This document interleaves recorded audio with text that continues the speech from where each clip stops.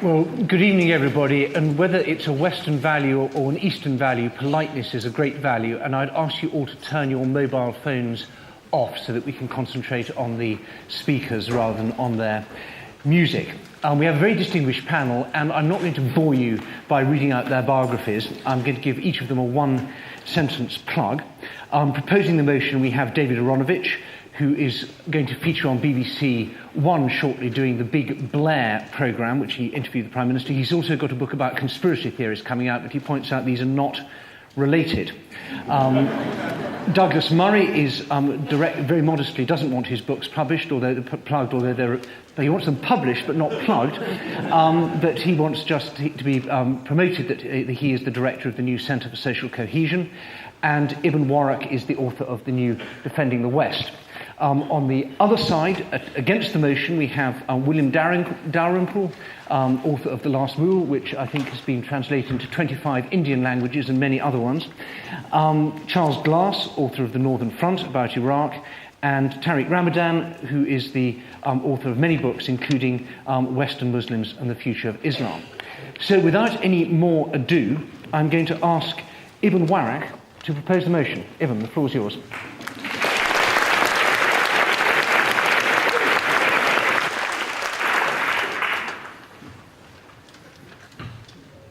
Good evening. Okay. Edward? Okay. The great ideals of the West, rationalism, self-criticism, the disinterested search for truth, the separation of church and state, the rule of law, equality before the law, freedom of conscience, thought and expression, human rights and liberal democracy, quite an achievement surely for any civilization, remain the best and perhaps the only means for all people, no matter what race or creed, to reach their full potential and live in freedom. That is why Western values, on which is self-evident economic, social, political, scientific, and cultural success is based, are clearly superior to any other devised by humankind. However, when these values have been adopted by other societies, similar benefits have accrued to its citizens, as in Japan and South Korea. Liberty, the second great panel in the triptych, is also an immense human idea. It is embodied in the magnificent creation of human rights. Human rights are, I believe, universal. They transcend local or ethnocentric values and confer equal dignity and value to all humanity, regardless of sex, ethnicity, sexual preferences, and religion. I also believe it is in the West that they are most respected. It is the West that has liberated women, racial minorities, religious minorities, gays and lesbians to an extent unimaginable 60 years ago. It is in the West that their rights are recognized and defended. In the West, we are free to think what we want, to read what we want, to practice our religion, to live lives of our own choosing. The notion of human rights and freedom were, I believe, there at the dawn of Western civilization, as ideals at least, and further developed during the Enlightenment, but are only now coming to fruition in the 21st century as a result of a series of supreme acts of self-criticism. Acts of self-criticism that led to greater freedom for a greater number of people. It was the West that took steps to abolish slavery. The calls for the abolition of slavery did not resonate in black Africa, where rival African tribes took black prisoners to be sold in the West. By contrast, stoning to death someone for adultery is a clear violation of the human rights of the individuals concerned. Punishments, laws concerning inheritance, and the rights of women prescribed by the Sharia Islamic law also flagrantly violate the human rights of individuals. Under Islamic law, women are not free to marry whom they wish. Homosexuals are killed. Apostates are to be executed. The Quran is not a rights-respecting document. Life, liberty, and the pursuit of happiness define succinctly the attractiveness and superiority of Western civilization. We are free in the West to choose. We have real choice to pursue our own desires. We are free to set the goals and contents of our own lives. The West is made up of individuals who are free to decide what meaning to give to their lives. In short, glory of the West is that life is an open book, while under Islam, life is a closed book. Everything has been decided for you. God and the Holy Law set limits on the possible agenda of your life. In many non-Western countries, especially Islamic ones, we are not free to read what we want. In Saudi Arabia, Muslims are not free to convert to Christianity, and Christians are not free to practice their faith. All clear violations of the Article 18 of the Universal Declaration of Human Rights. This desire for knowledge, no matter where it leads, inherited from the Greeks, has led to another institution that is unequal or very rarely equal outside the West, the university. Here, the outside world recognizes this superiority. It comes to the West to learn not only about science is developed in the West in the last 500 years in all departments of physics, biology, and chemistry, but also of their own culture. They come to the West to learn of the Eastern civilization and languages. Easterners come to Oxford, Cambridge, or Harvard and Yale, the Sorbonne or Heidelberg, to receive their doctorates because they confer prestige unrivaled by similar doctorates from the third world countries. A culture that gave the world the spiritual creations of the classical music of Mozart, Beethoven, Wagner and Schubert, the paintings of Michelangelo and Raphael, Da Vinci and Rembrandt, does not need lessons from societies whose idea of spirituality is a heaven peopled with female virgins for the use of men, whose idea of heaven resembles a cosmic brothel. The West has given the world rather symphony and a novel even. To paraphrase Alan Kors, instead of the rigid, inhuman caste system in India, we have unparalleled social mobility in the West. Western society is a society of ever richer, more varied, more productive, more self-defined, and more satisfying lives. It is a society of boundless private charity. It is a society that broke, on behalf of merit, the seemingly eternal chains of station by birth. The West has given us the liberal miracle of individual rights, individual responsibility, merit, and human satisfaction. In contrast to the mind-numbing certainties and rules of Islam, Western civilization offers what Russell once called liberating doubt, which leads to the methodological principles of scientific skepticism. Politics, as much as science, proceeds by tentative steps of trial and error, open discussion, criticism, and self-correction. One could characterize the difference between the West and the rest as a difference in epistemological principles. Western institutions such as universities, research institutes, and libraries are, at least ideally, independent academies which enshrine these epistemological norms and where the pursuit of truth is conducted in a spirit of disinterested inquiry free from political pressures. In other words, behind the success of modern Western societies with their science and technology and their open institution lies a distinct way of looking at the world, interpreting it, and the recognition and rectifying of the problems besetting them. Problems are lifted out of the religious sphere and treated as empirical problems whose solutions lie in rational procedures open to rational intersubjective criticism, not in an appeal to revelation. The whole edifice of modern science and its methodology is one of the great Western man's greatest gifts to the world. But the West did not only give us just about every scientific discovery for the last 500 years, from electricity to computers, but gave us, thanks to its humanitarian impulses, the Red Cross, Doctors Without Frontiers or Borders, Human Rights Watch, the Amnesty International. It is the West that provides the bulk of the aid to beleaguered Darfur. Islamic countries are conspicuous by their absence. The West does not need lectures on the superior virtue of societies in which women are kept in subjection, endure genital mutilation, are stoned to death for alleged adultery, have acid thrown on their faces, are married off against their will at the age of 9, or where the human rights of those considered to belong to lower castes are denied. The West does not need sanctimonious homilies from societies that cannot provide clean drinking water for its citizens, that cannot provide sewage systems, that cannot educate its citizens, leaving 40 to 50% illiterate, that makes no provisions for the handicapped, from societies that have no sense of the common good, civic duty, civic responsibility, and civic accountability, from societies that are riddled with corruption. Moreover, the rest of the world recognizes the superiority of the West. It is to the West that millions of refugees from theocratic or totalitarian regimes flee, appreciating the West's tolerance and political freedom.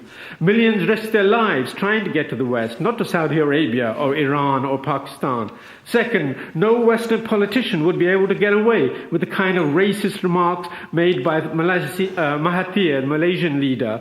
No Western politician could survive in office. There would be calls for his or her resignation from third world leaders themselves, but also from Western media and other intellectuals. Yet we tolerate Mahathir's anti-Semitic diatribes. Double standards? Yes, but also a tacit acknowledgement that we expect higher ethical standards from the West. There are no jokes in Islam, as Khomeini once famously said. The West is able to look at its foibles and laugh, to make fun of its fundamental principles, but there is no equivalent as yet of Monty Python's Life of Brian. Can we look forward to the life of Mo or half a Mo? Finally, when Chinese students cried and died for democracy in Tiananmen Square, they brought with them not representations of Confucius or Buddha, but a model of the Statue of Liberty. Thank you.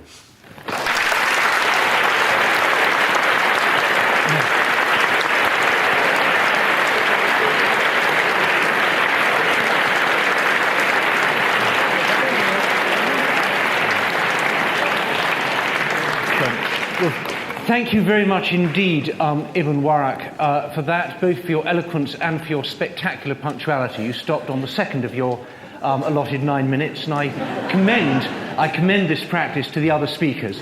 Charles, over to you. After listening to that, I'm very glad to be a Westerner.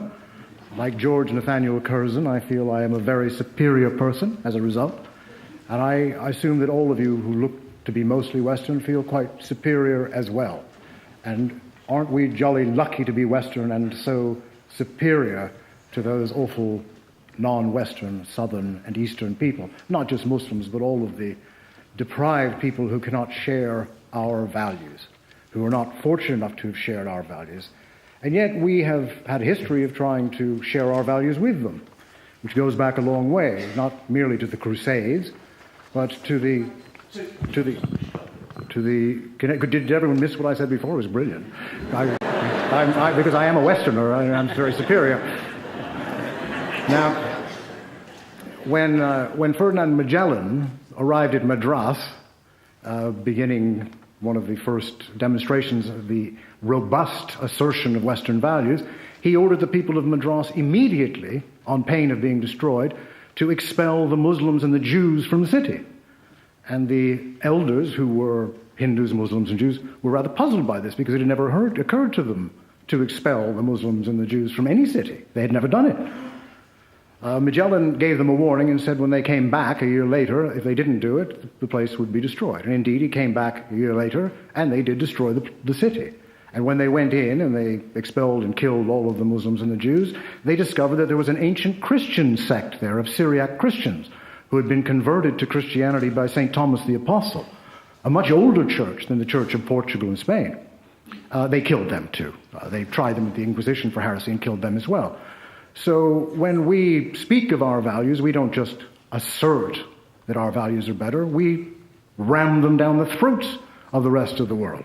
Now, in this discussion tonight, no one on our side is going to say that Eastern or Southern or whatever is a non-Western value is superior. We're merely calling upon you to think carefully what you mean when you say that your values or your race or your culture is superior to all others, not just Islam, but to all others in the world. We know what that leads to. And a culture, if there is such a thing as a cohesive Western culture, which gave the 20th century 2 world wars, in which nearly 100 million people died, in which 6 million people were sent to death camps, by the Germans and many more by the Russians. A culture which can do that really must be superior if it can point a finger at others and claim its moral superiority. And in the aftermath of that, the colonial wars that it fought, the French fought in Vietnam or killed 2 million people in Algeria, or the British who let 100,000 people die in Kenyan concentration camps, can point their finger. or the Americans who killed 2 million Vietnamese between 1963 and 1972 can point their finger at the Vietnamese and claim moral superiority.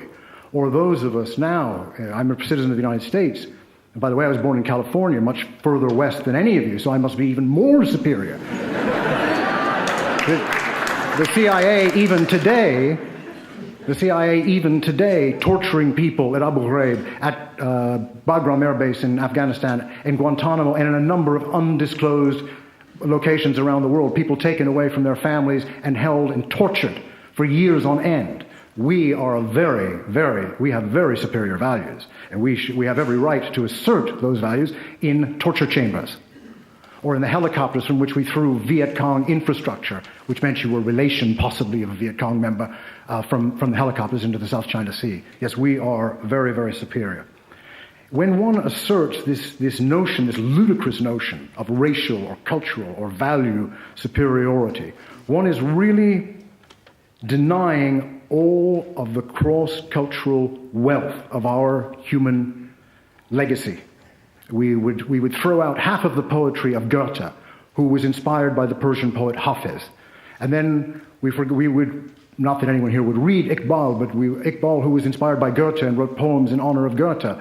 This is a cross-culture, what Goethe himself called the East-West Diwan, where we could all sit together and exchange our cultures and exchange our values and exchange our ideas. If you go into that table to sit down to dinner with another man or another woman and say, I am superior, you don't have a dialogue.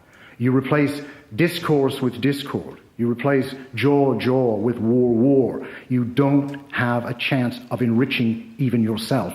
And if you assert that superiority, you're basically abandoning any hope of being even an equal. So I would call on you to bear this in mind when you're conscientiously casting your vote as good, superior Western people. Thank you.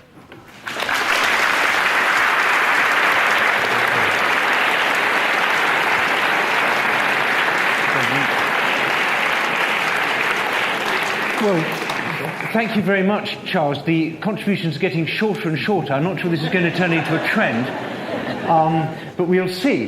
David Oronovich, you have 9 minutes if you choose to take it. They were getting shorter.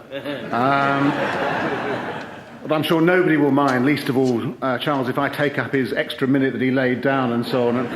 No, maybe not. I mean, the first thing I say that this is easily the most distinguished set of opponents I've ever had in a debate of this kind, and I have debated against Boris Johnson. So,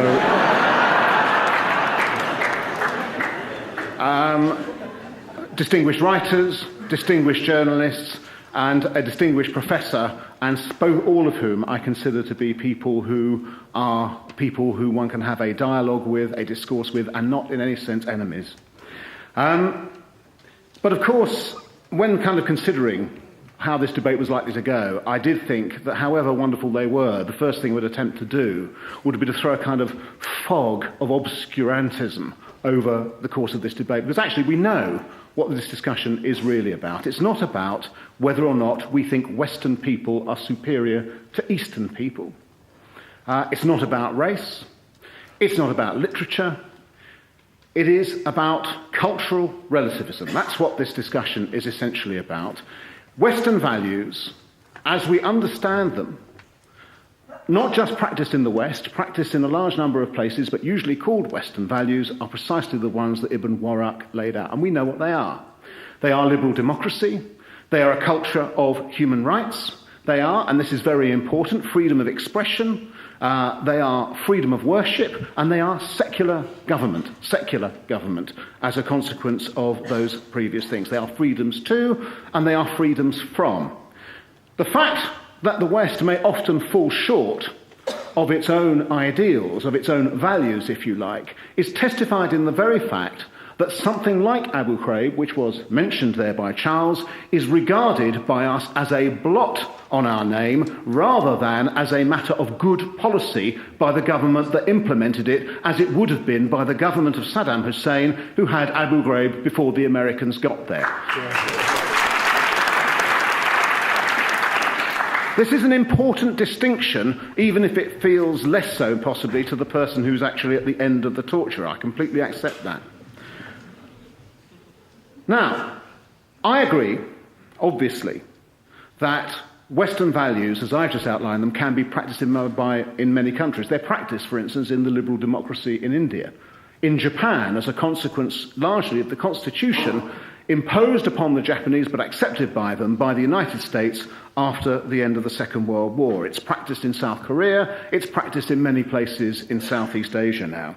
It is increasingly practiced around the world, increasingly because it is very much more prevalent than it was. So I want to look at one place, just for the moment, at which we can see, if you like, what a different set of cultural standards can lead you to, and that is the Islamic Republic of Iran. On the 15th of August 2004, a 16-year-old girl called Atefe Sahala was hanged in a public square in the Iranian city of Neka, and her death sentence was imposed, and this is the quote, for crimes against chastity. Her father was a drug addict. Her mother had died when she was 4. She had been arrested by the police for attending a party and for being alone in a car with a boy. She received her first sentence for crimes against chastity when she was just 13, which also involved getting 100 lashes while in prison. She then, she says, was raped by a former Revolutionary Guard who was 51. When she was tried for this and found guilty, he was found guilty too. He was sentenced to 95 lashes, and she was hanged. She was hanged. The man who put the noose around her neck was the judge who had sentenced her in the first place. Mariam Ayubi, in her early 30s, around about the same time, was put to death at dawn in Tehran's Evin prison. She was washed, wrapped in a white shroud, carried on a stretcher to an open space. There, she was placed in a hole, and earth was compacted around her, and so on, and she was stoned to death, not for the murder of her husband, which she was found guilty for with somebody else, but for the crime of adultery.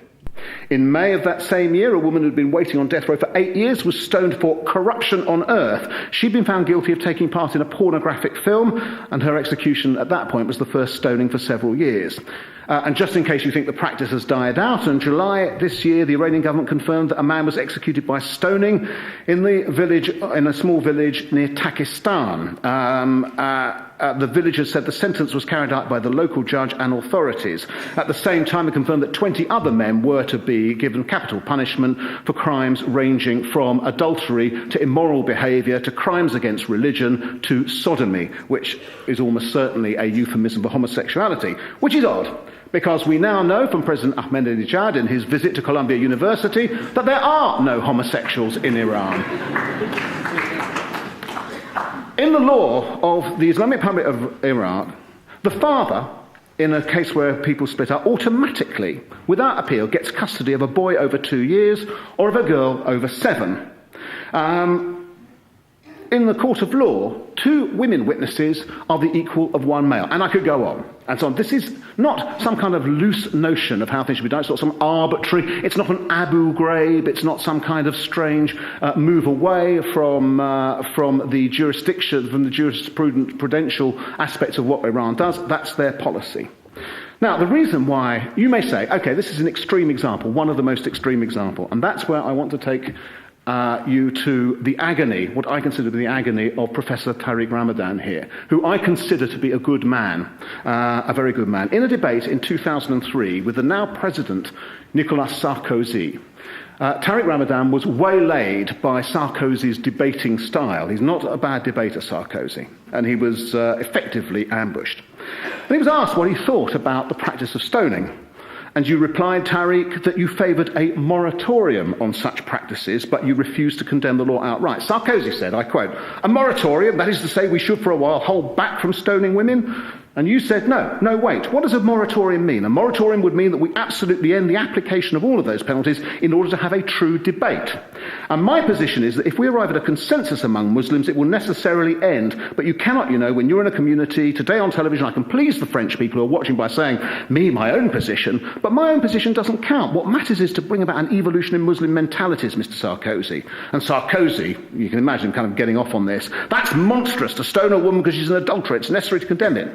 And you said, Tariq, Mr. Sarkozy, listen to what I'm saying. When I say my own position is the law's not applicable, that's clear. But today, I speak to Muslims around the world, and I take part, even in the United States, in the Muslim world. You should have a pedagogical posture that makes people discuss things. You can decide all by yourself to be a progressive in the communities. That's too easy. Today, my position is that to say we should.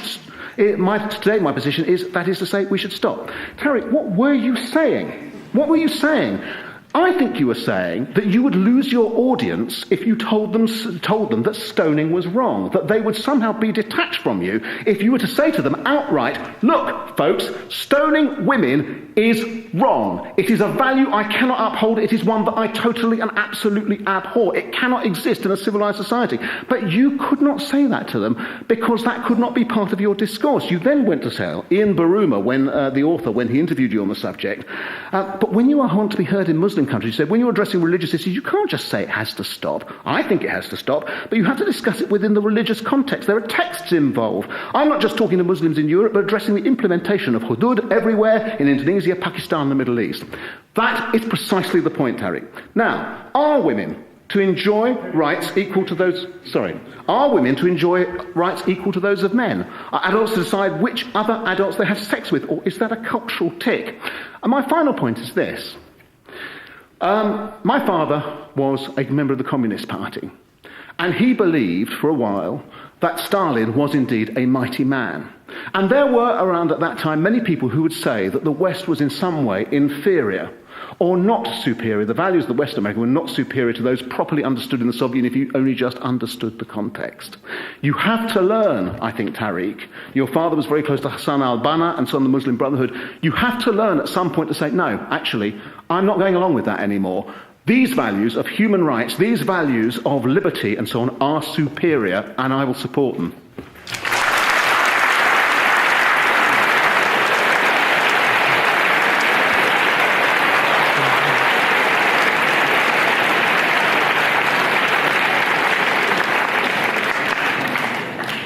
Over to you, Tariq. Thank you. Thank you for that. I was not expecting such a comment on some of the thing I said, but I will maybe come to this at the end. To start with something which is really, really scary sometimes in the way we ask the question or we put some motion. The superiority of our values. And to assert them. I think that from the very beginning, to put the thing like this, it's to stop the dialogue and to stop the dialogue with all the other world. It's not understandable, it's not acceptable, in fact, even to speak like this. But even the arrogant dimension of such a statement is in fact coming from very deep. It's exactly the opposite. It's because we are scared that we come with such a statement.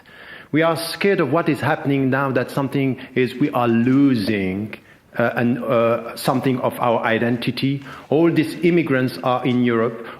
They are all just threatening the identity of Europe, and then we reduce the past. We assert a new we, which is a closed we. Our world is under siege, and we try to say this is what we have to assert. And I think that coming from here, it's this closed word of reference. Who is this we are talking about? I'm a Western Muslim. I am in or out? Where do you put me? When I'm saying I'm a European Muslim, I'm within the Western values or still an outsider, insider? Which is exactly what is happening today as if, and all implicitly in your talk is, Islam is the problem. So the point here for me is this perception of two closed worlds is completely wrong. It's historically wrong, it's scientifically wrong. What are these values that are Western values? When you come to speak about freedom or rationality or doubt, I'm sorry to tell you, you have to revise the books. Because even Descartes, coming with the central notion of doubt, was connected to Abu Hamid al-Ghazali, 12th century. 12th century, it's a big name, we don't know about it. The only one we know coming from them, which is like us, is Averroes. Is a rationalist as we are rationalists. But all the people coming from the other side of the cultures and civilizations, it's as if we ignore them. Reduce the past and we become Judeo-Christian civilization, or as the Pope put it, a Greek Christian tradition or civilization. Completely wrong. Completely wrong, out of the picture. One of my great teachers as to the way we are reforming all the legal legacy in the Islamic tradition is a Shatibi, 14th century. a European, born in Europe. Who knows about him? It's as if it's nothing. So we select the past to build a new we, because we want to oppose the others. So I don't know universal values that are specifically Western values. I know shared, common, universal values coming from different traditions, and then we can share. So let us come to this and have something which is an historical knowledge to learn a bit the meaning of humility. Humility. We don't get it all. Nothing is only coming from the West, and even Christianity and other religions, and the Jewish tradition is not coming from the West, by the way.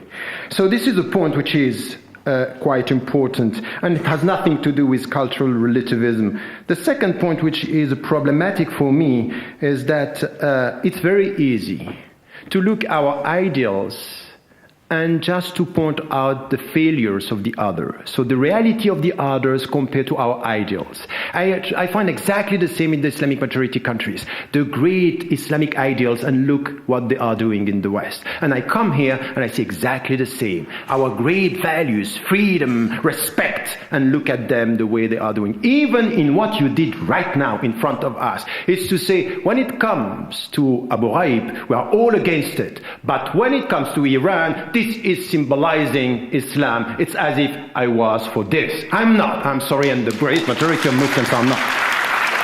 So we are coming with something which is, when it comes to the other civilization, anecdotism. We find a story, look, this is the way they are acting. And from one story, we make a civilization. Unfair, unjust, dangerous. Dangerous, very dangerous. It's the starting point of any kind of racism, and even sometimes fascism. Because we come from one story. Anecdotism is very dangerous. And I think that we have to be very, very, very, very aware of this kind of tendencies in anecdotes. Or we come with someone coming from the other civilization, and he says or she says exactly what we want them to say. So, if he is a Muslim, or she is a Muslim, or he is an Indian, or she is an Indian, saying exactly what we are thinking, we have a point. It's easy always to find people thinking like you want them to think, because they know which kind of recognition they could get in your civilization. They are not representing. So let us have a true dialogue, a critical, deep dialogue, but based on a comprehensive approach. Ideals with ideals, realities with realities, because it's very easy for me to go to any Muslim countries and to show them how the Western values are misused and instrumentalized by the Western countries, killing people. And today, 53% of the Americans saying torture could be understandable. Which kind of world are we promoting if these are the superiority of our values? 53% of the Americans. So I can say, look, if this is the reality, there is no superiority in this. The last point here, for me, is also the duty of consistency. At the end of the day, the only thing which is important for me is not to come with the superiority of the Islamic values against the superiority of the Western values. The real debate here is to be consistent. Yes, we have shared common universal values. The point is today that we are all betraying our countries, our governments, and ourselves, betraying these values in our daily life. And the only point is to promote something which is not to claim the superiority of our values, but a consistency towards these values, and to be able to be self-critical. So the point is, be self-critical with the Western values, and be self-critical with the Islamic values in the way they are implemented, in the way they are betrayed. So the very point for me in the dialogue is not to come with the superiority of the values that we have, and on the ground we are just, look, I'm sorry. We speak about freedom, we speak about welcoming people, human rights. I'm a European. I'm ashamed by the way we are treating the immigrants in our continent. I'm sorry to tell you, I'm ashamed. This is not the way I think human dignity should be promoted, when we are criminalizing them and putting them in jail with no reason else that they are leaving their country. So we go there to take the wealth, and we don't want them here. While we all know that in the coming generation we need 20 million workers. Which kind of contradictions are we accepting? So we can look at our own contradiction, and I would say exactly the same in the Islamic majority countries. And here I will end with this. I don't think that debate on values, common values, is in fact really helping us to get to a deep dialogue. I think that maybe upstream from the values, we all need something which is the three dimensions of living together. To get a sense of humility, because we don't get it all. There is no exclusive world. We are all sharing values coming from different traditions. A sense of humility as for ourselves. A sense of respect for the world of the other, the expectation and the hopes. Respect towards the other. And self-criticism and consistency. These three attitudes are helping and could help us to come to a better understanding. And this is why, and let me say this. When, for example, Amnesty International in the States is asking, as today I was called a few months ago by the Italian government, asking for an international moratorium on death penalty. You accept it. You know why you accept it? Because you know that if you go straight towards abolition, it's not going to be heard. You know what it means to be pedagogical in the way to change the mentalities. You understand this, and all of us, we understand that Amnesty International in some American states is asking today for a moratorium because they know that it's not going to be followed. My point is that I said that I am against this implementation, but I am working with a world where I respect the people and I want them to change the mentality from within. While I want us to talk, I want everything to stop. Not only, by the way, stoning, because you are reducing what I said. I'm speaking about death penalty, stoning, and corporal punishment. My position is stronger than yours, because you are sitting here, you're not going to change. And maybe tomorrow you can go to Saudi Arabia. You know what? I can't go. I pay the price of being from where I am and helping the mentalities to change. Let also understand that from your arrogant position, you are not understanding, decentering yourself from your own position and waiting the people to follow you, while you may have also to follow the mentalities, and it takes time. Thank you.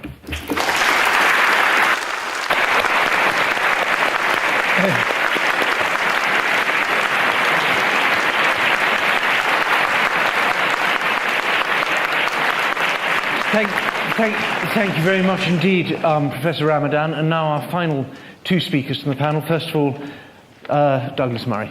Thank you. I should assume some of that applause was for me as I got up. Thank you, ladies and gentlemen. Ibn Warraq has pretty much laid it out already. As far as I can see, he's said everything that I would have wanted to say about Western values, what they are. He's defined them. There isn't, I believe, much challenge from the panel so far, or I suspect from the room, about those values. The only thing I can see that might hold up some people in the audience from voting on the right side tonight, if I may, is certain of the words in the motion. We say that we shouldn't be reluctant. We should be, to assert the superiority of our values. Superiority is, I think, the troubling word we've all got here, and a couple of my predecessors have already mentioned this. You don't have to go very far in Britain, or the West in general at the moment, to find people's unwillingness to assert the superiority of their values. But they know the superiority of their values because they live with the superiority of their values. I talk at a lot of campuses, and I was at one last night in London where a student got up and started protesting because I had said that an Islamist government was of itself a bad thing, which I think it is. I just said to this student, and it's not a hard question you'd have thought to ask, I just said, well, name me one Islamist government state that you would want to live in. And this is a serious question, ladies and gentlemen. It is also a personal question, and one which, if people were honest, they would admit is personal. As a gay man, there's not a country that's run by Muslims which I could live in. One of my best friends is in hiding again tonight, Dayan Hassi Ali, because of what she says, and she'd be killed if she went to any Muslim country. And I think that matters. And I think the way in which it affects our personal lives does matter, and we should not ignore it. We have the great blessing of living under this system. and we take it for granted, and we spit on it, and we can because we're living in that freedom. But I beg you, ladies and gentlemen, not to pretend that that means that we shouldn't assert the superiority of that system, because that is what it is. It is a superior system. It doesn't, I would stress this, it doesn't have to be violently asserted. Rights and values are not asserted by violence. They are asserted by showing people your rights. They are shown by example. If you do not speak up for your rights, if you do not say that you think that the rights that you enjoy should not be enjoyed by other people, or people with darker skin, or people in other countries, then I submit that you make a great error of judgment. Mr. Glass treated us to a textbook example of Western masochism. And I know some people in the hall enjoy that, because some people laughed and clapped when he cited Western civilization and epitomized it by what? World War, Nazism, Abu Ghraib, Guantanamo. Ladies and gentlemen, if you believe that the West should be treated and regarded only as something which is treated by its lowest moments, and believe that all other cultures and all other civilizations should be treated only by their highest moments, you're already putting in an unequal challenge here. Abu Ghraib and Guantanamo, I need hardly go without saying, ladies and gentlemen, were not representative of me, were not representative of the West. And the great difference that can't be cited, can't be reiterated enough, the great difference is that Lindy England is in prison. She is in prison and did not speak for the West. She was imprisoned and found guilty in the West, by the West, for the West. That matters, ladies and gentlemen, and it can't be stressed enough. Mr. Aranovich has already done this.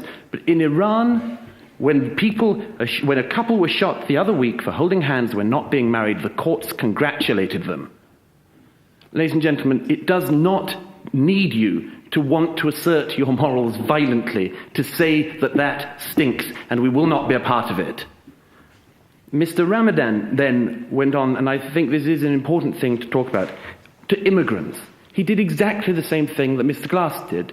He treated us as a society as if we were a society that just abuses immigrants, that imprisons them, locks them up. I don't know where he gets that from. I see immigrants all across our streets, many of whom are doing very well. Most people in Britain have welcomed them. There hasn't been mass violence against these immigrants. By and large, they have been welcomed. How does that happen? How would the reverse happen in Saudi Arabia?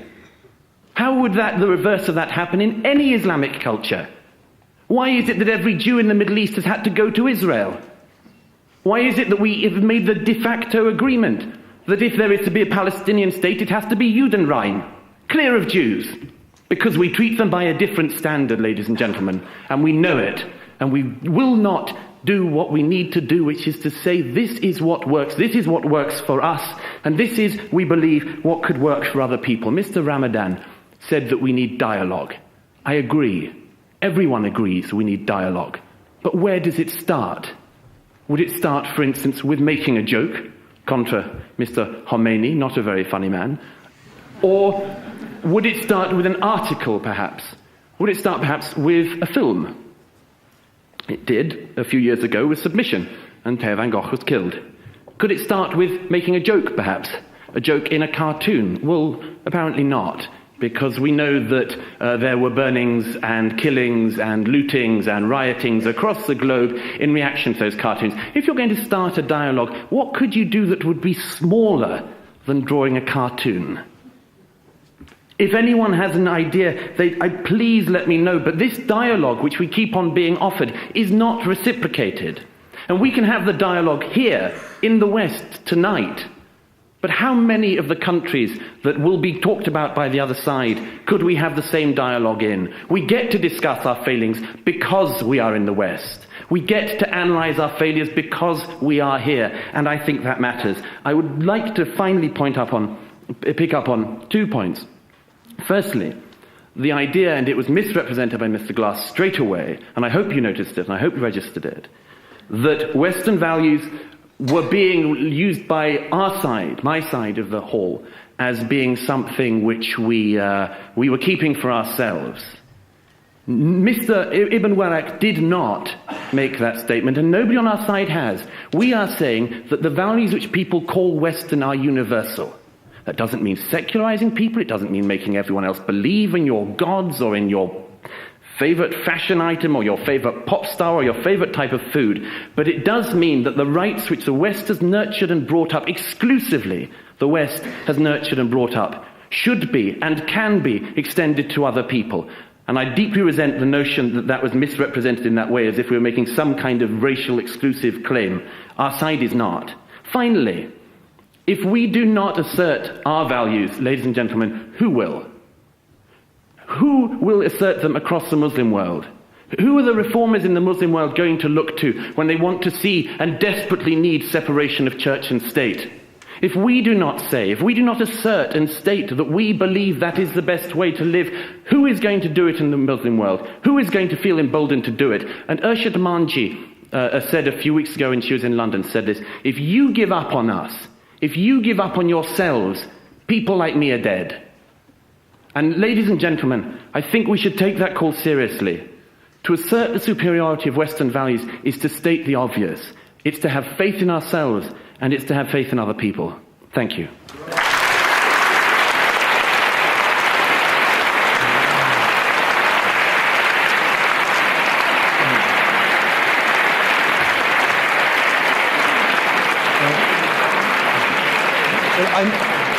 I know Charles Glass is itching to respond to that, and there's lots of people in the audience who want to get their oar in first, but the denouement from the other side is William Dalrymple. Over to you.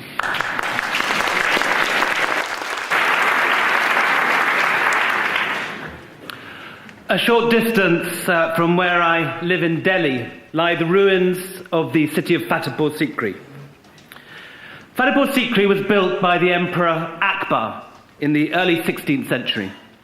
And there he called together representatives of Sunni, Shia and Sufi Islam, Hindus from Vaishnavite and Shaivite and atheistic positions, Jains, Jews from Cochin, Buddhists from the Himalayas, Zoroastrians from Gujarat, brought them together to discuss where they differed and where these different religions could come together and live together. Muslims are not usually thought of in the West as standard bearers of freedom of thought. But Akbar insisted that no man should be interfered with on account of religion, and anyone should be allowed to go over to any religion that pleases him. He argued for the pursuit of reason rather than the reliance on the marshy land of tradition. Now, all this, of course, took place while in this city, a short distance from where we're now standing, Jesuits were having their entrails pulled out. They were being hung, drawn and quartered. In Spain, the Spanish Inquisition was torturing anyone who disagreed with the ideas of the Catholic Church. In Rome, Giordano Bruno was being burnt at the stake in Campo de' Fiori. Now, I think it's well worth emphasizing Akbar, for he, the greatest ruler in the most populous Muslim state ever, the Mughal Empire, represented so many of the values which the opposition is claiming as exclusively Western.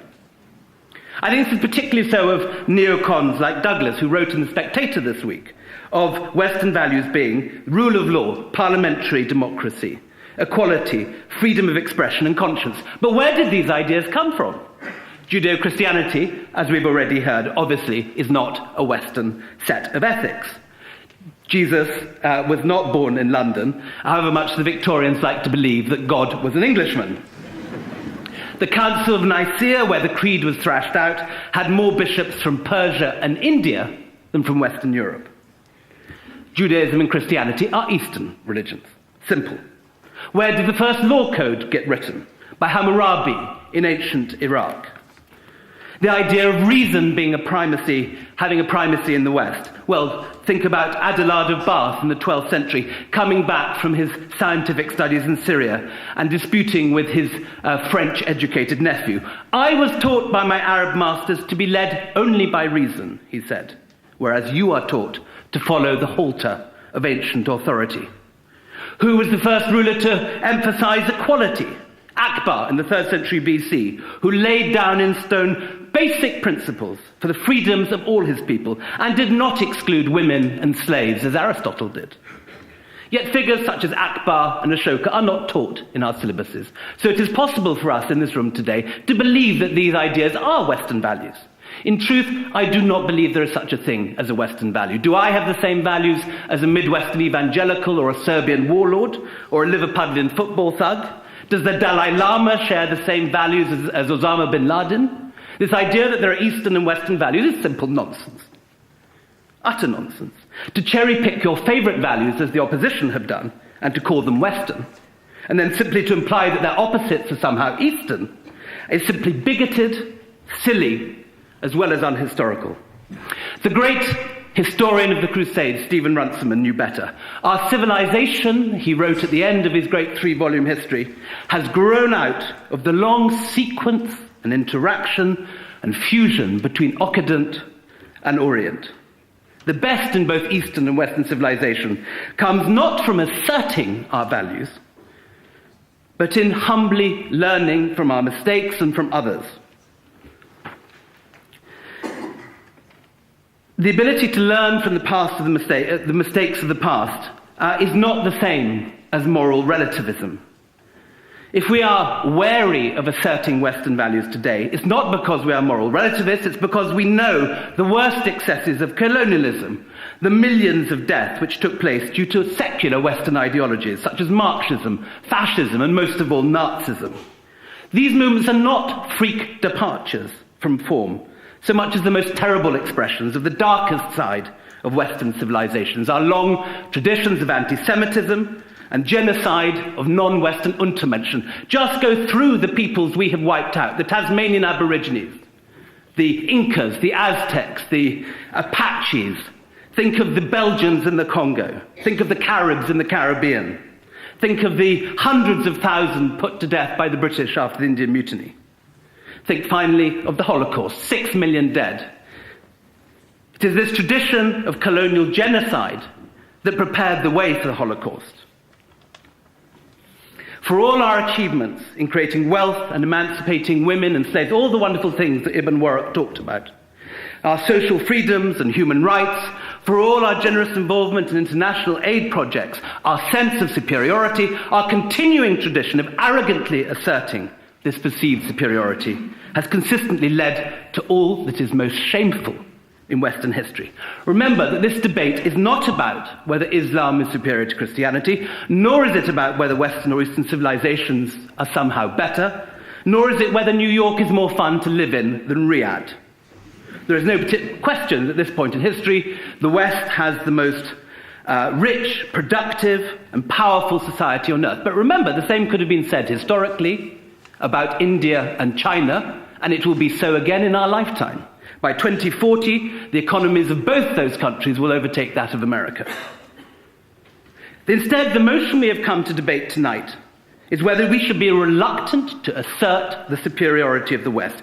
In other words, should we be frightened of this Western tradition of self-assertion? You need to perorate now. Of our long tradition of telling other people that we are the best, how much better we are, of forcing our cultures on others. The key words here are afraid and assert. And I would argue that yes, we should indeed be deeply afraid of this Western conceit and arrogance and see in it the Achilles heel of Western civilization. To be afraid of Western assertion is not moral relativism.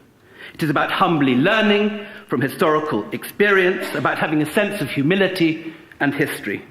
I urge you to oppose the motion, to show the neocons and the neo-lefties where to go with their dangerous and ignorant ideas. We have much to be proud of in the West, but I believe it is in the arrogant and forceful assertion of the superiority of Western values that we have consistently undermined all that is most precious in our civilization. Thank you.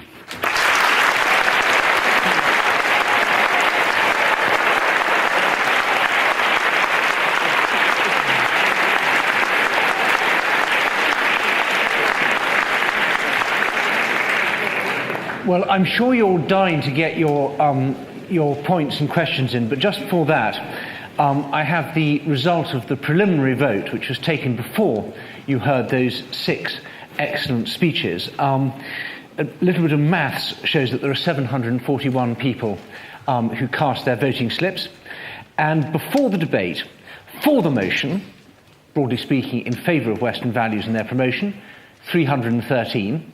Against, 221. And don't know, 207. Now, whichever way that goes, I'm sure it'll be different at the end. So the rule now is that I'm going to ask to take questions from the floor, and if it's a very pointed one, I may give it straight to the panel, or otherwise I may take a bunch together. I see a gentleman at the back with his hand there. I'll try and give roughly equal shares to the balcony and to the main auditorium. So if those in the balcony wanted to get close to the microphone up there, and if you can give the gentleman at the back there, in the second row from the back, you can go first. And do try and catch my eye, and I shall send microphones round. There's a gentleman, you can bring the microphone to there, to the gentleman in the front row there for next. You go ahead, sir. Yeah, I have sympathy with both sides of the debate tonight, but I think David Aronovich really hit the nail on the head when he said that this debate is about relativism.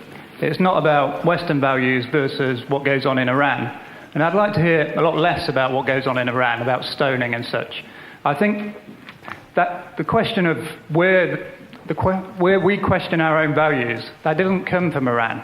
You know, relativism is an idea that was developed in our own universities, in our own thinkers. We're questioning our own values. We're losing faith in ourselves.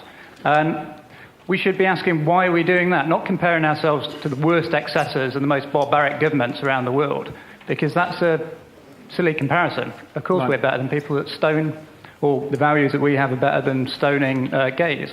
But why are we questioning ourselves? Thank you. Then we have the gentleman in the there. He's got his hand up in the front row of the sort of middle tier of seats there, and then I'll take a couple of questions from the auditorium, starting with the lady at the front there. Go ahead, sir. The opposers of the motion keep giving us history lessons. It seems to me the key word in this proposition is we.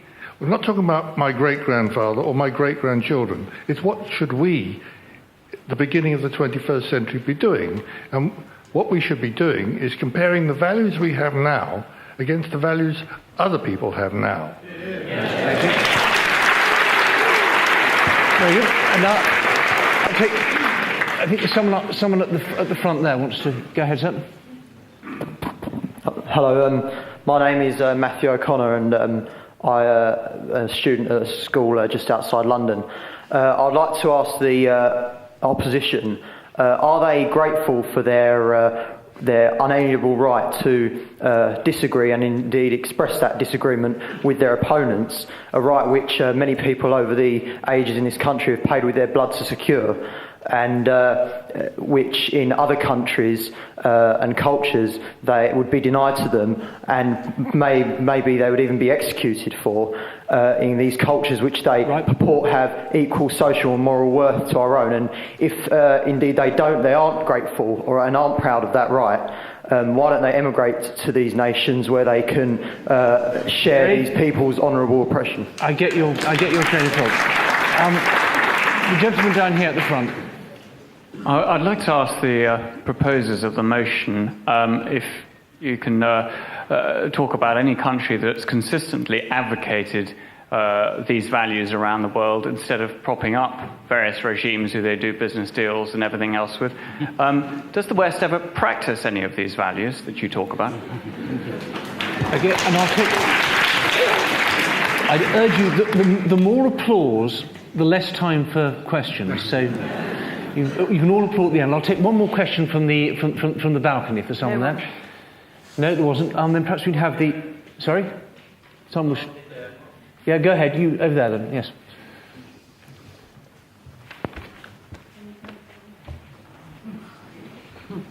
Someone's shy.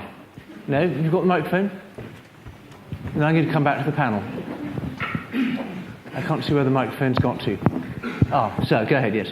I would assert right now that, as the distinguished members on the right stated, that things like World War II and other shameful episodes in the history are aberrations.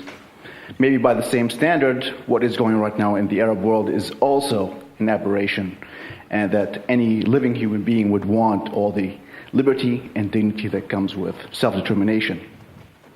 Very good. Thank you very much. Let's take a couple of responses from the panel. Who wants to go first on this side? David, you were about to blow a fuse earlier, so do you want to blow it now? I found the question about the West not practicing what it preaches on values very interesting, not least the applause. Because I wonder to myself, how should I interpret that applause? Should I interpret that applause as meaning that the West should seek to practice the implementation of its values abroad?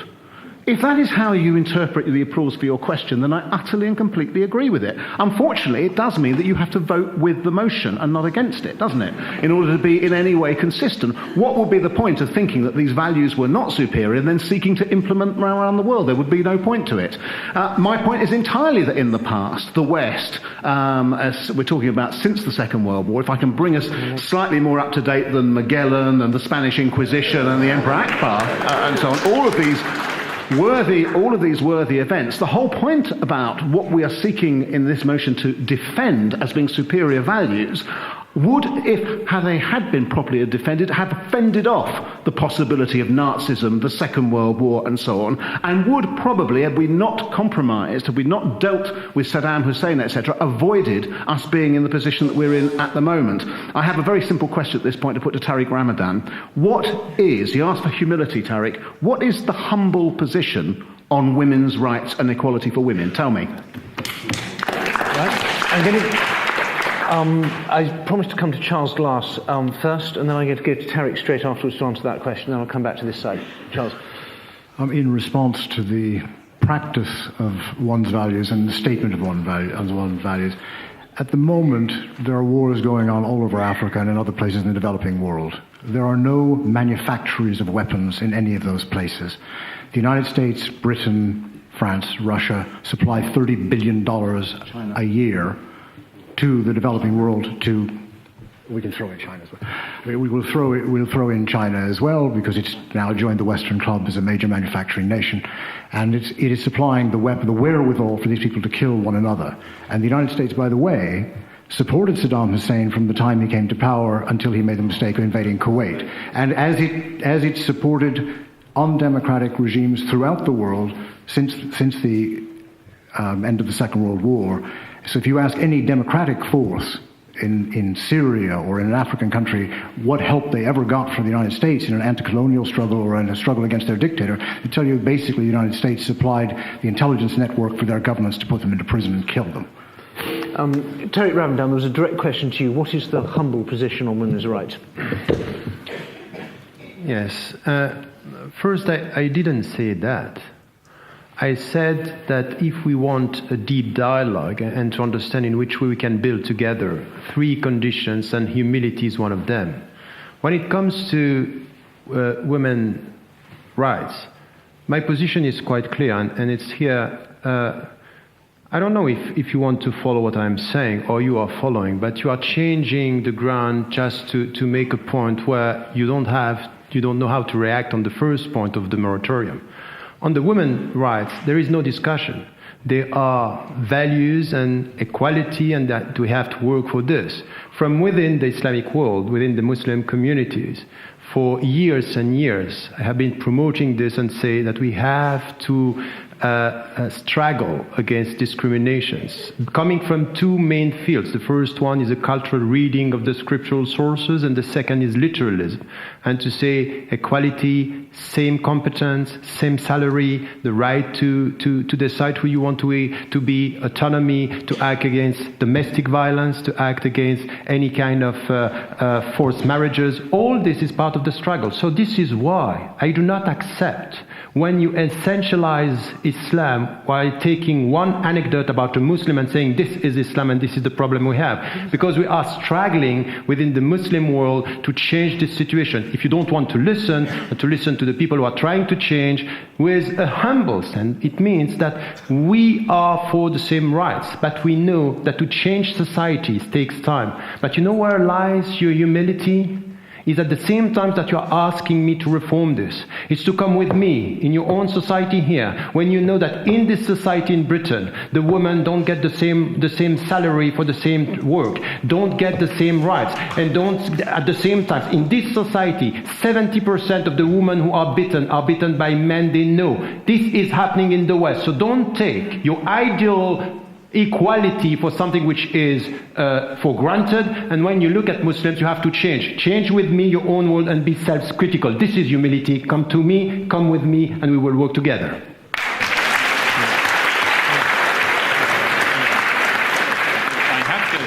Pick up once again on the fact that, again, Mr. Glass has said that you, ladies and gentlemen, in the room are propping up anti- or pro-dictator regimes, that you in this room are doing deals with Saudi Arabia. Ladies and gentlemen, the West may have made and has made grotesque errors in propping up dictators in the Middle East. But we also manage not to prop them up. We've also, if you like, we have the antidote to poisons within us. Can that be said of other societies to the same extent? And please note Mr. Dalrymple's use of the word we. It was we when it was people carrying out massacres in the West, in the past, your forebears.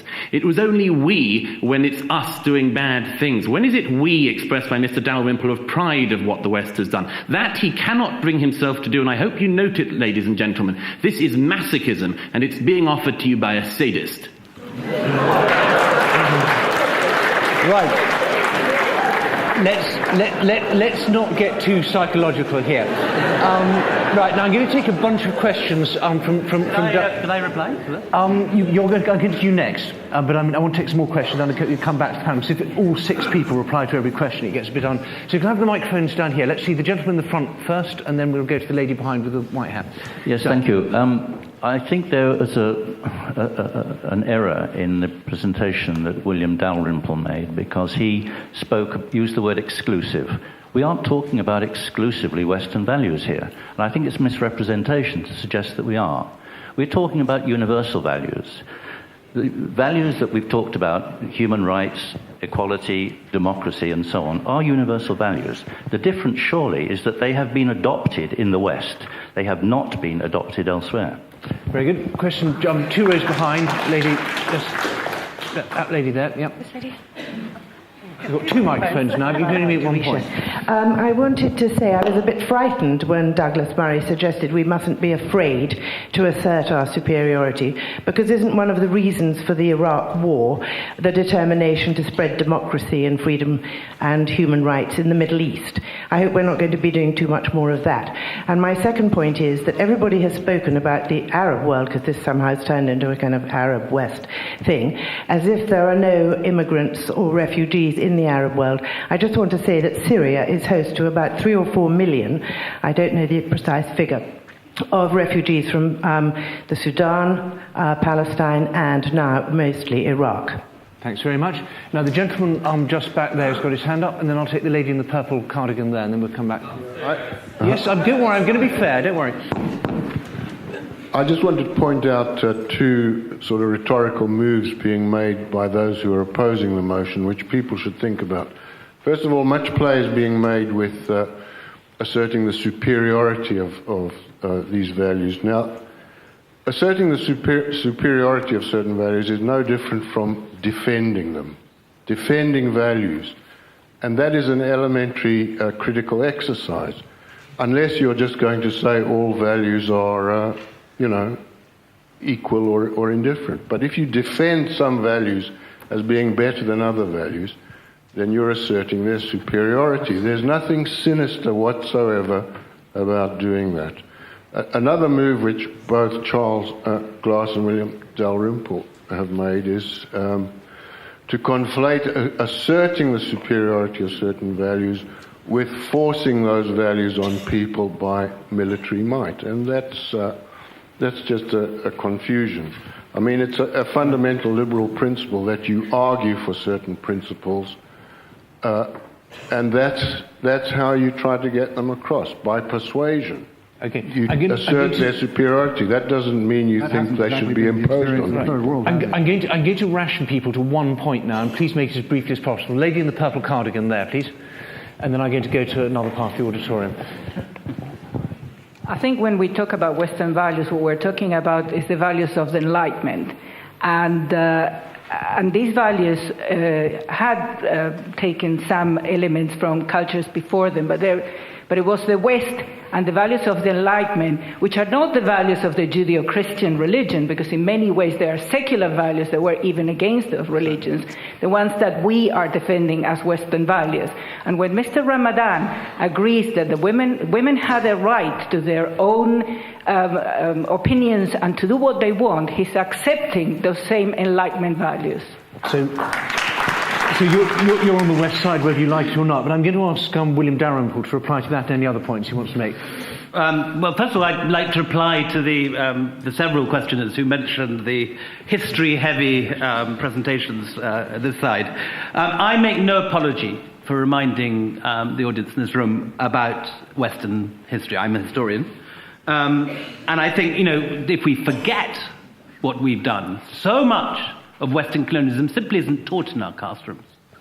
The history of the extinction of all these hundreds of different tribes and peoples who we have driven to extinction. We don't know about this. I particularly make no apology for mentioning the Holocaust. The Nazis were certainly not afraid of asserting the superiority of Western values. Oh, for goodness sake. No, it's a very serious point. With that. It's a very serious point, and they contrasted their Western and their rooted German values as they saw it. No, it is an absolutely serious and essential point. Sorry, please don't. You can express your displeasure at the vote, but please don't heckle. But William, can you? Yes. But I think the other point is that the history of Western colonialism clearly is not over. The phrase post-colonial is dead since the cadaver of Western imperialism has emerged shuddering from its shallow grave. And I think the important point to emphasize here is that the values of the men who coordinate the rendition network that exists today, who are covertly dismantling our civil liberties, undermining international law, are as much part of Western history as the ideals of Jefferson they are undermining. Thank you. Ibn Warraq, do you want to come back on that, and then we'll go to the floor again? Yes, I'd like to say, in fact, Dalrymple exemplifies one of what I call the redemptive grace of Western civilization, that's self-criticism. And we often hear, we have documented, Westerners themselves have documented the crimes of the West. We talk about the Spanish Inquisition, but how many of us know about the Islamic Inquisition, known as the Minha? Okay, we talk about Western imperialism. What about Japanese imperialism? Rape of Nanking. What about Islamic imperialism, which, according to Professor K.S. Lal, killed 8 million people? And Dalrymple talks about Akbar as a Muslim. He was not a Muslim. In order to join his inner circle, you had to abjure the Quran. As for the Second World War and the Holocaust, it was just several million people in the West died fighting against them. They gave their lives in the name of freedom. And it was a historical contingency that at that particular moment, these people had in their hands the power to destroy vast numbers of people. Right, now I'm going to take a bunch of questions I'm going to take four or five questions from up on the balcony, so please, and I can't see because of these bright lights, so please cluster around the microphone if you want to say anything. Go ahead, the lady at the front. It's very difficult for us to vote on a title which says, assert the superiority of Western values. On whom? If you said, assert them on fundamentalists, whether they're Islamist or Hindu fundamentalists, one could understand, but saying to assert those values on everybody seems a bit difficult to vote on. And my other question is for Mr. Dalrymple. Your favorite Mughal emperor, Akbar, didn't he start a religion called Deen-e-Ilahi, which had nothing to do with the Quran, because he wanted to have a milder religion that people could adapt to, having his predecessors plundered and killed millions of Hindus in India? I think one could possibly say that the motion is to assert the superiority of Western values against people who disagree with them. That might answer your question. Next person, please.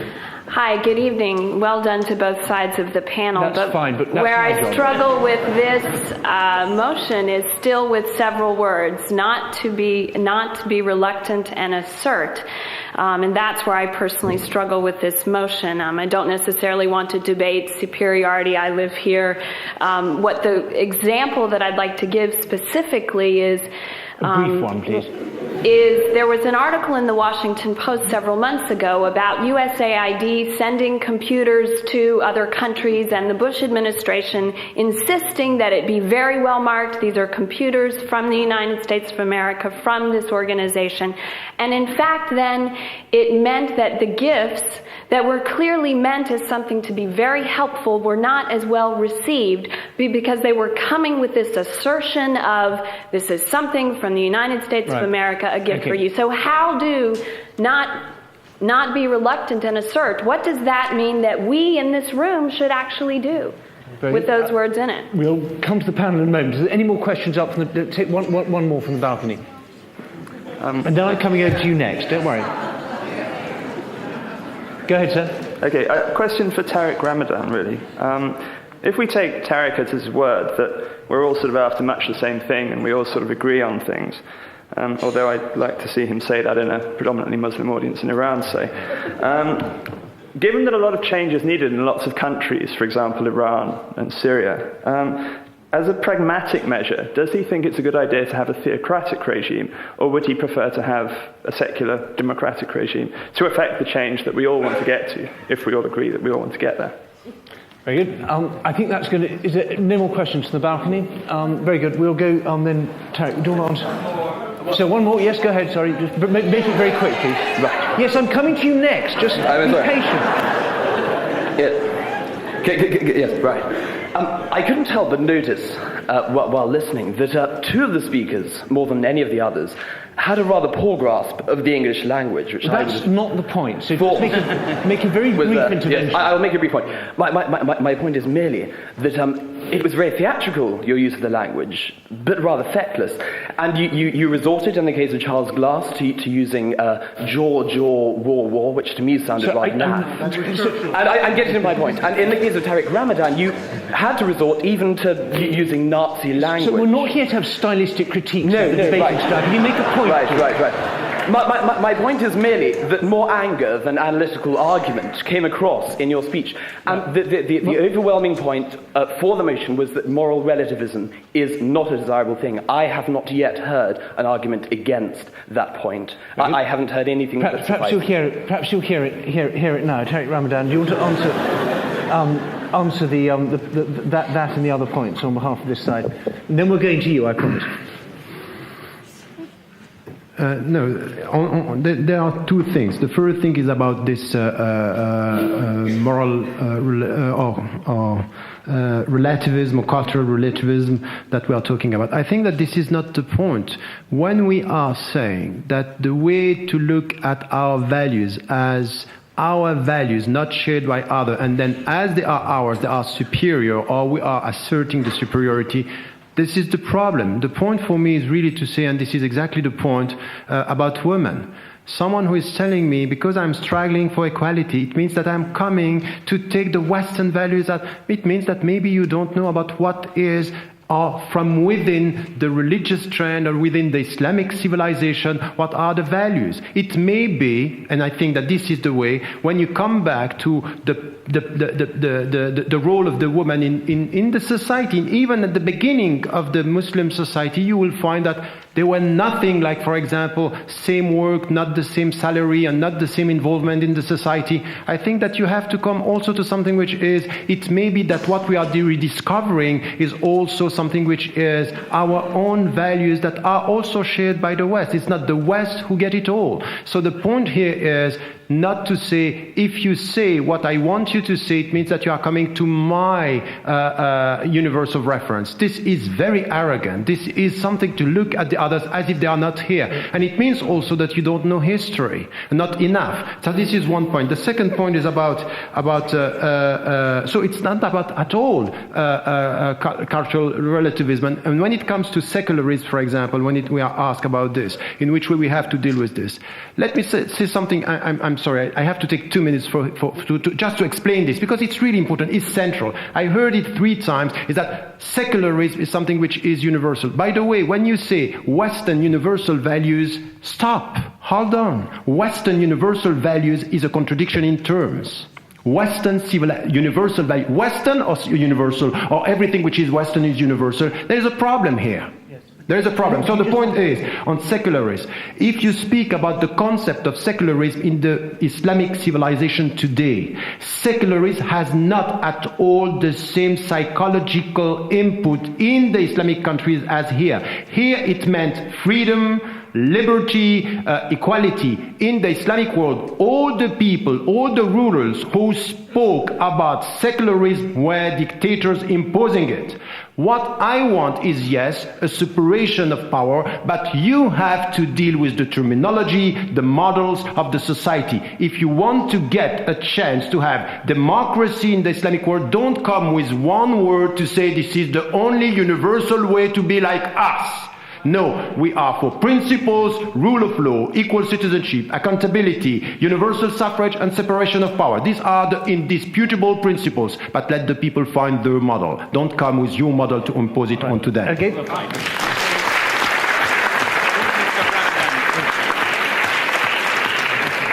Professor Ramadan is doing is the reverse side of what I hear a lot of conservative right-wing politicians doing now, which is effectively we just have to give them a lot of time. You tend now to hear the thing about people needing their own reformation, Islam being 600 years younger and all this kind of thing. I recently heard exactly the same thing as Professor Ramadan was saying, uttered by Norman Lamont, Baron Lamont of Tehran.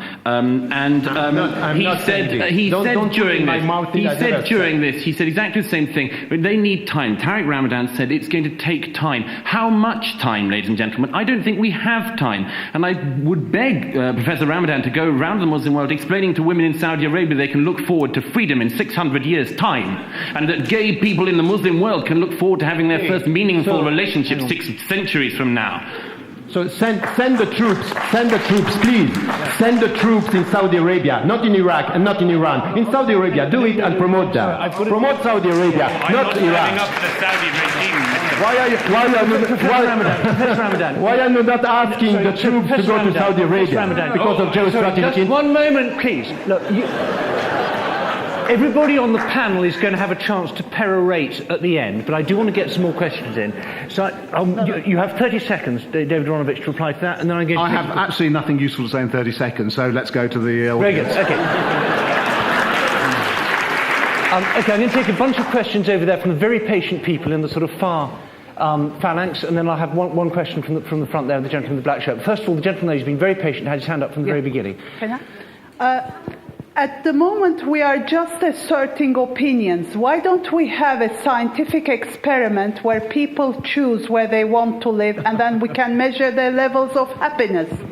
Thank you. And then the gentleman in front, who I was pointing to before, who's had his hand up just in front of the camera. Yep. Thanks. I was wondering whether the question should be put differently. Should we not be reluctant to assert the superiority of liberalism? I know it's a can of worms because there are many versions of liberalism, but that's what it is about.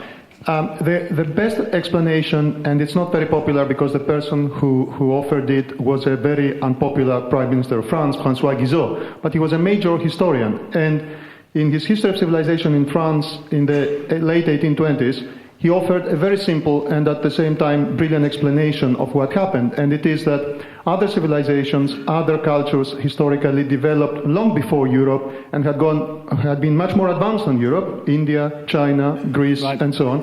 But what happened in Western Europe since the fall of the Roman Empire is that nobody prevailed. In those other civilizations, some force prevailed, he says, and stopped progress and so on. And his explanation of what he would see as superiority, the progressiveness, was that nobody prevailed. So everybody in the West wanted to suppress everybody else. Everybody wanted to prevail and suffocate everybody else. They just didn't manage. It's a historical accident. And it's a fortunate historical accident, but it's nothing to boast about. What one can assert the superiority of, it's liberalism. So I'm going to say, if you want to quibble with the wording of the motion, please write a letter to John Gordon, but let's discuss it here, because this is the motion that we've got. I'll take one more question from over there, then I'm going to take one from down here, and then from over there. Okay, well, there's someone else who's been waving like mad, but they put their hand down. Okay, I see.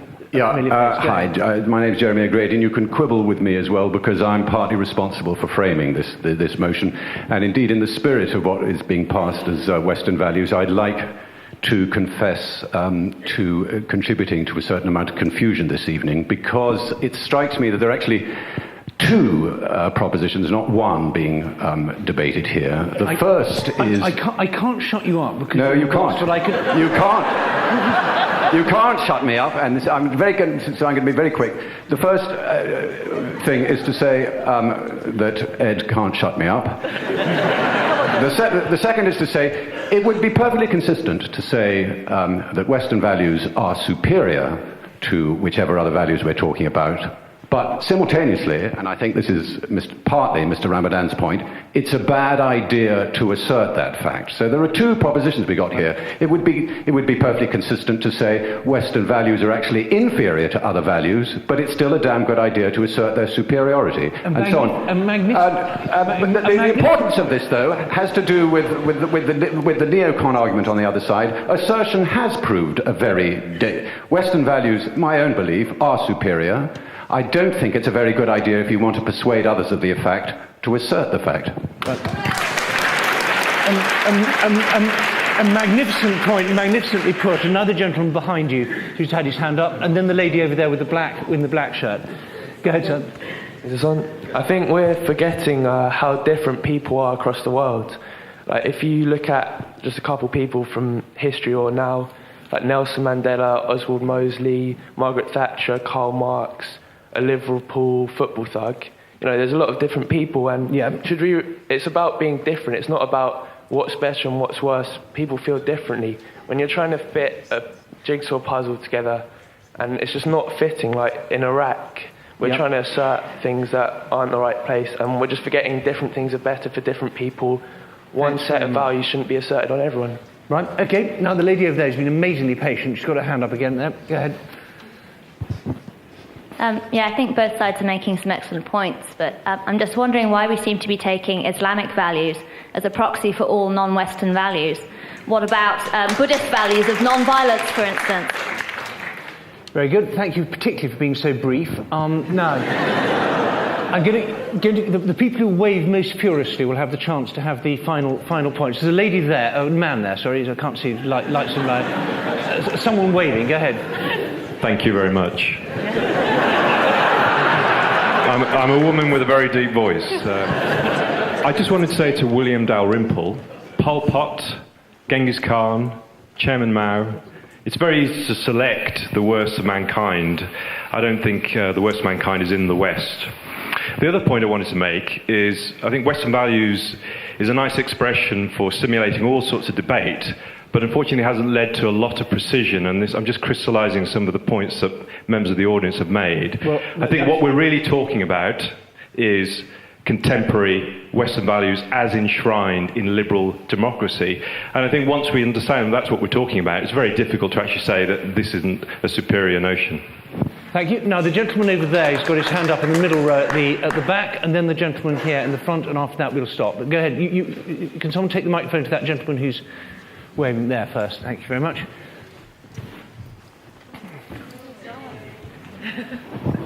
Hello, my name is Mike Butterfield. I'm a devout skeptic.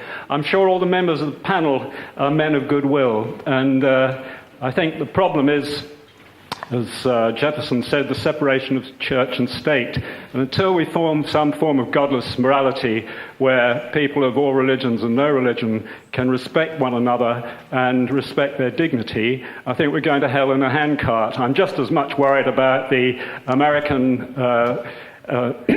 creationist as I am about the militant Islamic fundamentalists, and I think we need to take great care that our liberties are not going to be dissipated. Thank you. Douglas Murray, as long as you set you right, he's going to have to wait a moment. I'm going to take that gentleman there, and then we'll start. Do the members of the panel think that a meeting like this could possibly be held in a Muslim country? Right, short question, and gives a good basis for the final round. Now, we're now going to start voting. You'll be given voting slips, and you have to tear off the end that you like and put it in the box. And while that's happening, we're going to have the panel. And please, will you be quiet? You don't have to talk while you're voting. This is something you do with your fingers, not with your voices. So we're now going to go in exact reverse order. So I'm going to call, first of all, on William Dalrymple to give 1 or 2 minutes to close the case for the cause against the motion. William. I would just like to remind voters about the motion itself. As you said, it's not about whether Islam is superior to Christianity. It's not about Eastern and Western civilization. It is about whether it is a good thing to assert Western values. The tradition that we have had for so long of telling everyone how much better we are, forcing our cultures on other. I think the key words here are afraid and assert. And I would argue that we should indeed be deeply afraid of this Western conceit and arrogance, and see in it the Achilles heel of an otherwise remarkable Western civilization. There is so much we have achieved, and I, contrary to what Douglas was saying, I did in my speech very much celebrate our achievements in economics, in freedom, in politics, but this is the dark side, this continual ability that we have to assert our values violently and non-violently on others. And it is this, I think, that the debate centers on. It's not about Islam, as the lady said so rightly at the back. What about Buddhism? What about Confucianism? All these other systems. I think the key one has to bear in mind is, for all that we have to be proud of the West, I believe it is in the arrogant and forceful association of the superiority of Western values that we have consistently undermined all that is most precious in our civilization.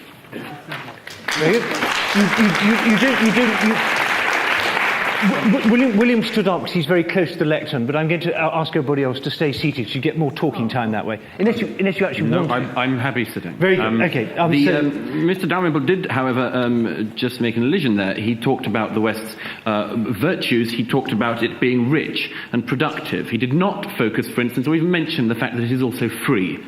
I think this matters, ladies and gentlemen. He was counting the amount of money you make, not the virtues of your life or the values of your systems or the rights that you enjoy. I'm quite loath in a way to mention Iraq, but somebody just did. This is usually the moment at which I start to lose the debate. But I would, since most of you voted anyway, it doesn't matter. The Iraq would indeed be a much better place if the parties of God were not killing our secular friends and allies there. And I think it's a grotesque thing to hold the West and Western values and liberty and freedom and democracy and the rule of law, blame them for religious fundamentalists blowing up our secular allies. And I hope you noticed that, ladies and gentlemen. And why we compare them with Muslim values? I agree with the lady. We could have focused on Buddhist values. We could have focused on any other types of values. The reason why it kept on coming back to it is, as you know, because this is the matter of our time. And it is not hard at the moment to notice the calls for the different type of societies that people want to create. And that there is a clear difference. And I hope, ladies and gentlemen, when you vote for the right side tonight, you make this clear. There is a difference between the Western states which practice their own values that we sometimes mistakenly call Western values. And yes, we should call them liberal values, and yes, we should call them universal values, but we identify them with the West because they came from the West, because they were nurtured in the West, and that they are hopefully, I hope you will agree, asserted by the West and believed in by the West. We are the people that can spread this. Thank you.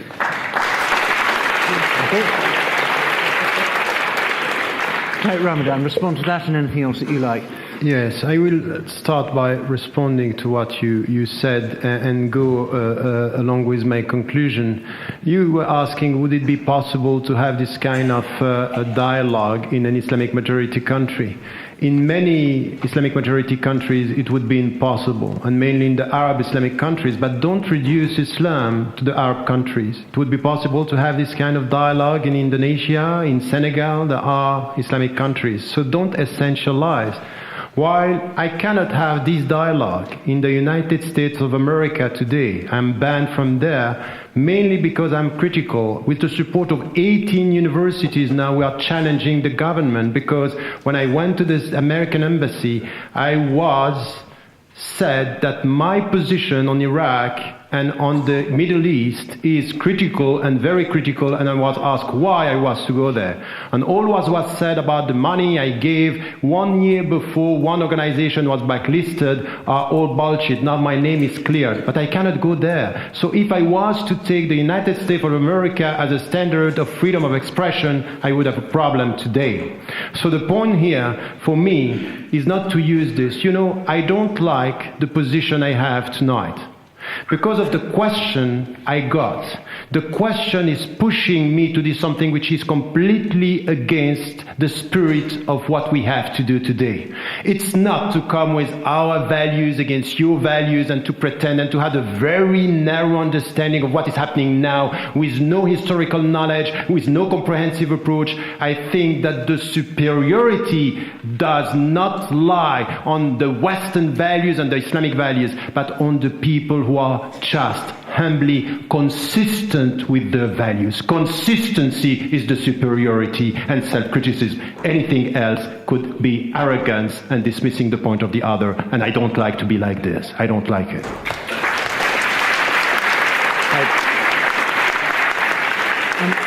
David Aronovich declined to have an extra 30 seconds earlier, so I'm going to give it to him now to add on to the 2 minutes you've got otherwise. Right. Could we have this debate in a Muslim country? Yes. As Tariq Ramadan has said, in some of them you'd have to be very tentative, in others it wouldn't happen at all.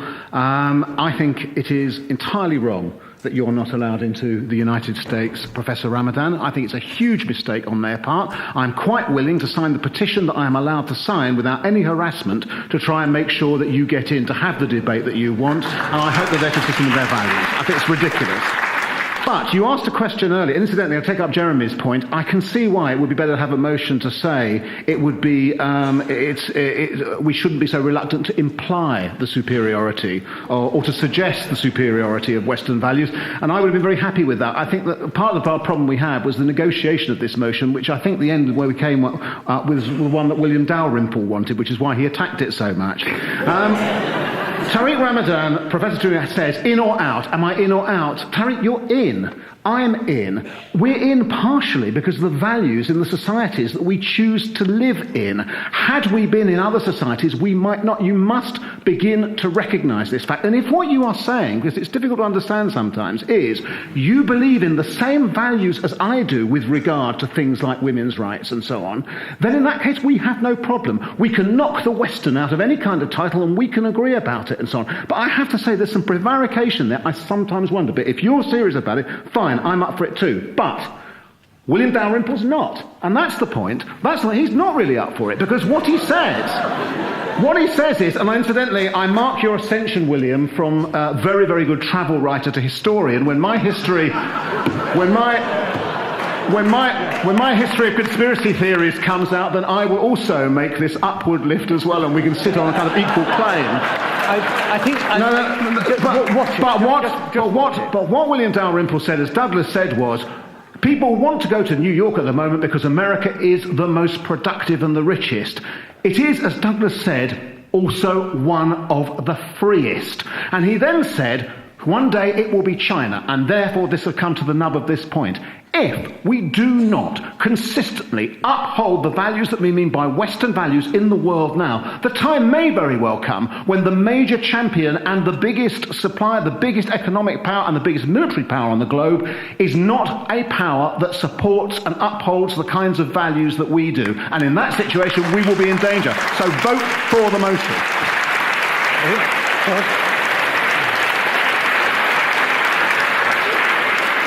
So I just want to say, because of that personal attack, if there's time at the end, I will give William Dalrymple a chance to respond. I'm the chairman, and I think that was a little bit below the belt. Charles. Buys me a drink after. Okay, he'll settle for a drink. That's right. If and when the Chinese do take over, pray to God that they don't treat us the way we treated the Vietnamese, the Iraqis, the Kenyans, the Algerians. That they don't practice the values that we have imposed on those people. Now, we have wonderful values, but we don't practice them when we're dealing with the third world. And I hope when the Chinese come to that stage of power that we have achieved in the last century, that they don't treat us the way we treated them. That's first. Second, I want to thank Ibn Warraq for being the one person on that side who did not use invective and insult against his opponents. And the gentleman up at the top who said he didn't like the term jaw is better than war. I would like to say that Willie Dalrymple's right. Not enough people read history. It wasn't I who said that. It was Winston Churchill. Thank you. Right.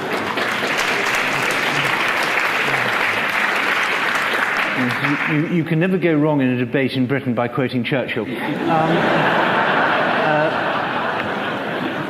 Ibn Warraq, go ahead. Well, I think Western civilization is one civilization which is open to others to a far greater extent than any other.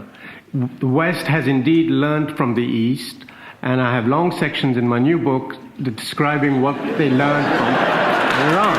So invective and plugs are on the same ban list. It was Western scholars, indeed, who unearthed all what we owed to the East. West has one of the great, as I said, one of the great features, one of the great redemptive features of Western civilization is self-criticism. West has reflected on its crimes, has learned from them, and is stronger than ever because of it, because of their self-reflection, their self-criticism. Finally, I do not wish to live in a society where you are stoned for adultery. I prefer to live in a society where we get stoned first and then commit adultery.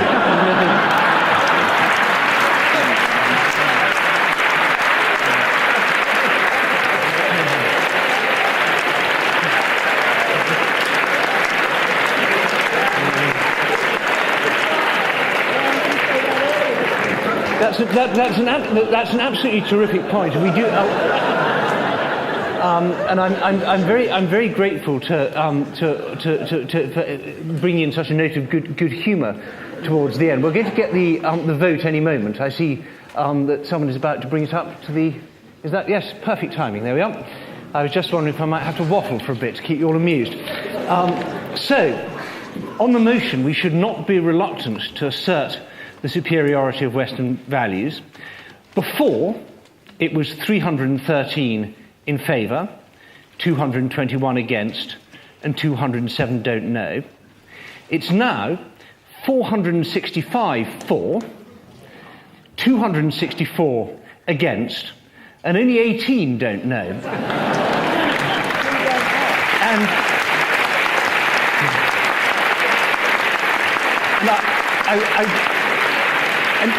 And if those 18 would like to identify themselves to management, they'll be made to listen to all again. Thank you all very much indeed, and please join me in thanking the panel.